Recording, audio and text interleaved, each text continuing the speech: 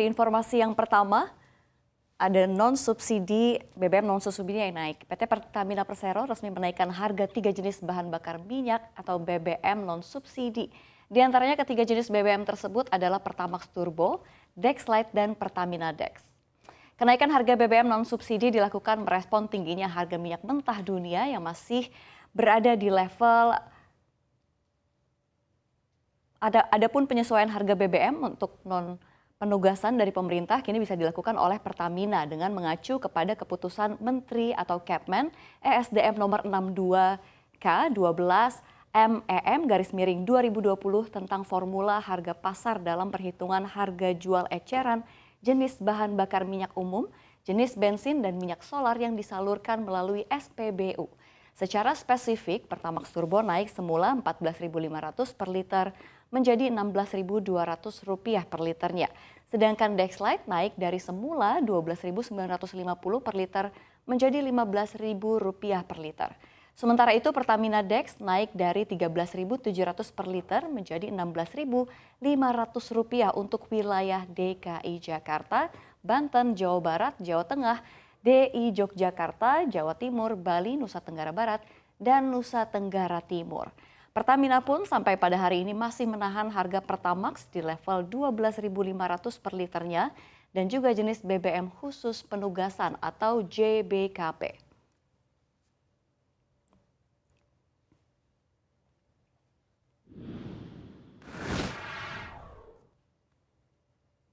Ya, di informasi berikutnya, inflasi Amerika Serikat yang menggila pada Juni kembali melejit. Indeks harga konsumen atau IHK tercatat 9,1% secara tahunan. Ini menjadi yang tertinggi dalam 41 tahun terakhir. Ya, angka tersebut juga jauh dari perkiraan ekonom yang dikumpulkan media dan lembaga seperti Dow Jones sebelumnya yang memproyeksikan IHK Amerika Serikat berada di kisaran 8,8%. Secara basis bulanan, IHK utamanya naik 1,3%, sementara IHK inti naik 0,7%. Kenaikan utamanya karena harga bahan bakar yang melambung hingga $5 Amerika Serikat per galon atau sekitar 4,5 liter. Inflasi yang tinggi di Amerika Serikat akan mendorong Bank Sentral Amerika Serikat untuk lebih agresif dalam menaikkan tingkat suku bunga. Hal ini dinilai bisa menekan perusahaan dan juga konsumen di Indonesia yang harus membayar bunga pinjaman yang lebih mahal.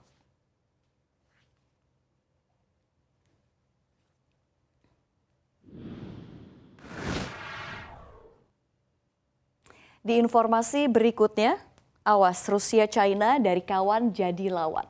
Ya, beralih sejenak dari invasi Rusia ke Ukraina yang digadang menjadi awal mulanya Perang Dunia Ketiga. Nyatanya, pakar militer sekaligus mantan juru bicara Departemen Luar Negeri Amerika Serikat, John Callahan, memprediksi Perang Dunia Ketiga dapat ditimbulkan dari gesekan antara China dan Rusia. Ya, Callahan mengatakan dalam sejarahnya ada sebuah wilayah Rusia yang sangat ingin dikuasai oleh China, yakni Siberia.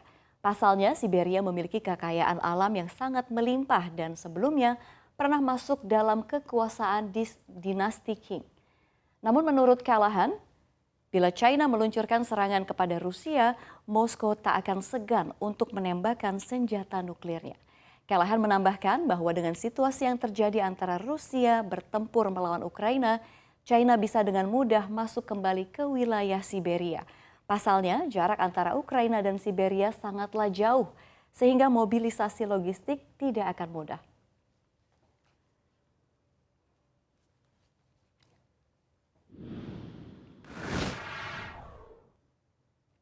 Ya, di informasi yang terakhir, blak-blakan Menteri Keuangan Sri Mulyani. Ya, Indonesia seringkali dikaitkan dengan banyak negara yang dianggap terjerat krisis dan resesi. Melihat kondisi ini, Menteri Keuangan Sri Mulyani Indrawati menyatakan bahwa seluruh pihak harus melihat latar belakang setiap negara. Dari sisi kinerja pertumbuhan ekonomi, inflasi, neraca pembayaran, kinerja APBN, kinerja kebijakan moneter, hingga nilai tukar mata uang dan korporasinya.